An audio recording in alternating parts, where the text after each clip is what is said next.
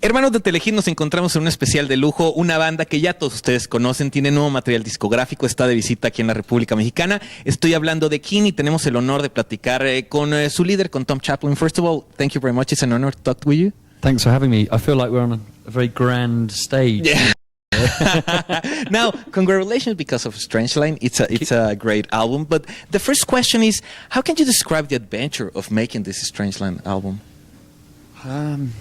Well, it's been very positive, I suppose, as far as making records goes. Yeah, it started probably a little over sort of 3 years ago, and we were it was kind of strange. We were in a bit of a period of limbo because we finished touring with Perfect Symmetry, and then we had all these extra songs and collaborative stuff that we were involved in.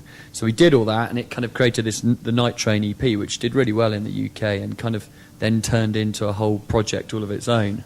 So it sort of delayed the start of making Strangeland. But we had lots of songs already for Strangeland, so it was quite a long process. Tim came up with like 80 songs, you know, so we had to find which ones we liked the most, and yeah, and eventually, you know, we started rehearsing them, and it, you know, just went through that basic process: rehearsing, pre-production, tearing it up, starting all over again, you know, finding the right producers and all that kind of stuff. But eventually, we arrived at something that we were very, very happy with. Cool. Now, talking about Silent by the Night, tell us a little bit the story behind that song. Yeah, it's an interesting one. That, well, Tim's preferred method of writing is to lock himself away and spend like days and days on individual songs. So, you know, it's very much the kind of Paul Simon school of songwriting, which is, you know, he's a big influence of Tim's. But it's, you know, it's where you kind of keep going over ideas until they're absolutely perfect. But I think he found that can be quite a frustrating way of writing as well. So he did this thing where every few weeks he would spend a whole day and he'd have to write 20 songs in one day. That's hard. Yeah, tough, yeah. But Silence by the Night was one of the songs that just came out, and he said it just came out pretty much fully written, you know, within about 5 or 10 minutes. So it's a very spontaneous song, and quite an unusual song for Keane. Cool. Now, Disconnected, another single. I love the video because I'm a big fan of like Italian horror classic films.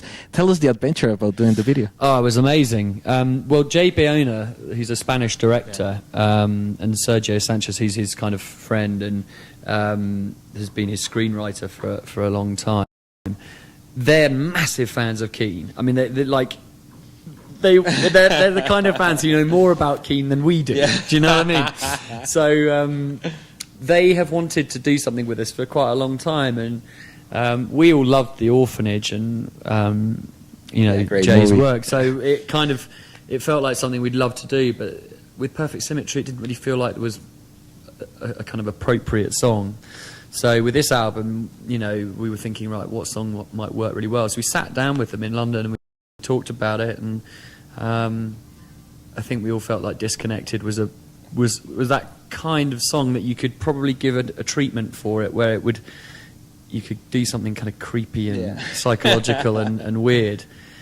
And I mean, yeah, a lot of people I know in Mexico have already checked it out on YouTube, but if people haven't, it's well worth watching, because it's like a sort of 6-minute homage to Italian 70s horror. Like Dario Argento, like Suspiria movies, you know? It's just mental. I mean, we had such fun making it too, because we made it in this big old country house in the middle of just outside Barcelona in Spain, and you know, we got there and we just did our bit in this kind of creepy room, and then the rest of the crew worked through the night, through the whole of the next day and the next night, to create this video, and they did it all for free because they're so passionate about the band. So it was lovely, and in fact I think they were trying to hoist so much kind of equipment and apparatus into this old house that this big crack appeared in this beautiful old house.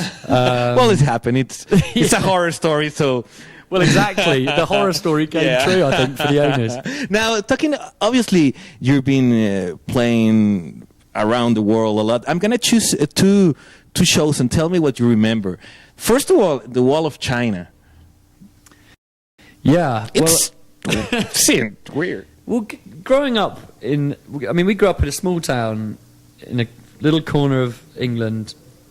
In places like China seemed, that seemed like somewhere we would never ever see in our lives. Partly because of the way things were politically at that point in time, back in the 80s. We never thought we'd see a place like China, let alone that our music, this little band that we had, would take us there. You know what I mean? So it was kind of a strange thing to be standing on top of the Great Wall of China with these 4 guys lifting an upright piano, sort of chipping bits of the wall as they went. I'm thinking, oh God, here we are, Keane destroying a world famous monument. But it was lovely. I mean, I can't think of a better backdrop for. Yeah, because he's one of the 7 wonders of the world, and I guess that in history, not many bands have played one of them. No. So you've done well. Oh, yeah, you did awesome. Now the other one, Live 8.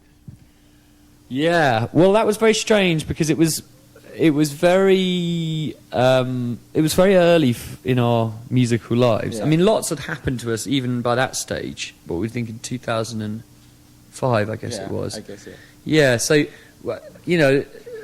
obviously our album had done amazingly well, and we'd been sort of propelled on this journey. But I don't think we'd realised quite how big things had got until we did that particular show. It felt like we were a big part of that show, and we were there alongside so many legendary bands. And I mean, my enduring memories of the day were just walking to the backstage area, and it was like the most ridiculous festival that you could ever imagine. There was Paul McCartney, there were Pink Floyd, there was Bob Geldof.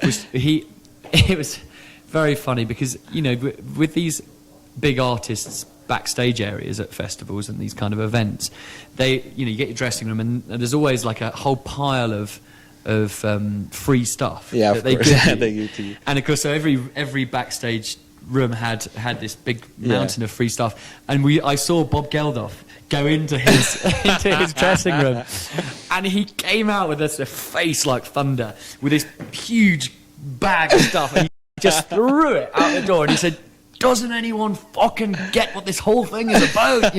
And he just, because obviously the whole event was about trying to kind of spread the wealth of the planet a bit more equally. Yeah. There it was, him getting a load of free stuff. So it was great. It was a lovely day. I mean, I have great memories of it. Cool. Now, talking about legendary bands, one that you have been playing in different days are Queen, like. The anniversary and the 65th anniversary of Freddie Mercury in one of their concert. Tell us how important is for you Queen in your life. Well, growing up, Queen were pretty much the most important thing in my life. I loved everything about them. The songs they're so varied and so exciting. Brian May's guitar playing was just amazing, then the whole kind of videos and the whole kind of visual side of what they did. But the most important thing, obviously, beyond all that, was Freddie Mercury, I mean, who is, for me, the greatest front man of all time, and someone I would love to have met. I sort of feel very sort of, it's bittersweet, really. Thinking about Queen in a way because of Freddie Mercury, but. That said, growing up with that music and then getting the chance to perform with them it was a spectacular feeling. I can't really. There are very few things that have happened in my life. A lot of great things have happened in my life, but I think there are a few things that would match that feeling of going out on stage and performing with them. I guess so. Cool. Now, talking about Olympic Games. What's your opinion about it?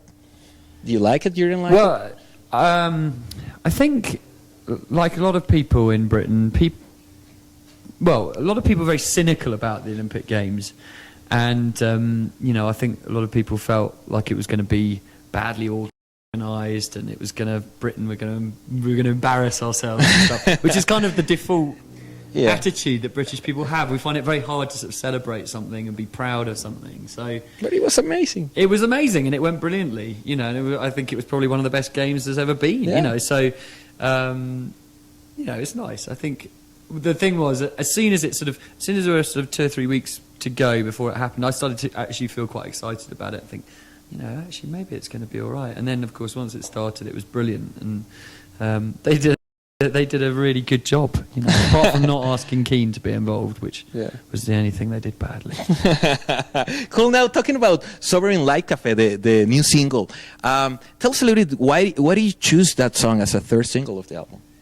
Well, I think we all feel like it's the best song on the album. It's an amazing song. Yeah, I think we love it, and it's very personal to us. It's a song about a place that we all knew when we were kids, and a place where, the thing about Britain is that I think a lot of people think the only stuff that goes on happens in London. A lot of British people certainly feel, London's where it's all at. London's, the major cities are where it all happens. But actually, there's so much life passing through the smaller places, the smaller towns, and if you look at it sort of in American terms, Bruce Springsteen sort of talks about his hometown and sort of the sort of like the real life, the exactly, real life, real places. Yeah, and I think that we felt like it'd be lovely to sing about stuff that was very close to us and close to our upbringings and our sort of formative years as people. And so the Sovereign Light Cafe is all about that, and about how there's so much life that passes through this town. And when you're sitting at the Sovereign Light Cafe, you can see all that going on. So I think it's a lovely song in that respect. Cool. Well, the last question, and I don't know why, but in football, I know that you're a football fan. I am a football fan too. But in football, Mexico and England have some similarity, and it's not good because we don't know how to kick penalties. Right, yeah. Why do you think that happened? Well, I think I can't speak for the way things are in Mexico, but certainly for the England football team, it's an inability to believe in themselves. I think they're fine when they're playing in the Premiership. They seem to have the kind of nerve to do it. Yeah, there. to do it. Yeah. But I think there's so much pressure on the England team, because the rules of football were drawn up in England, and everyone expects England to do well in England. That I think the expectation just it kills them, confidence-wise, when it comes to the big tournaments. I understand you. The same with Mexico. I know the pressure. Goddamn pressure. Well, Mexico's a huge place, and football is, people are fanatical about football here. I guess, it's the same problem. There's too much expectation. But the other thing to remember is that there are so many countries in the world now where football's played to pretty high standards that you can't expect to win every tournament. Yeah, that's another thing. People always expect England to win, but there are loads of other countries that are really good at football. I don't know why you expect us to win every time. Cool, Tom. Thank you very much. It's an honor to talk with you. Good luck. Congratulations, because Strangeland, it's an amazing album. And I hope to see you soon again here in Mexico. Thanks a lot. Cool. Ya lo vieron, hermanos, grande entre los grandes. Kim, vamos a continuar con más. No le cambie. Estás aquí en Telehit.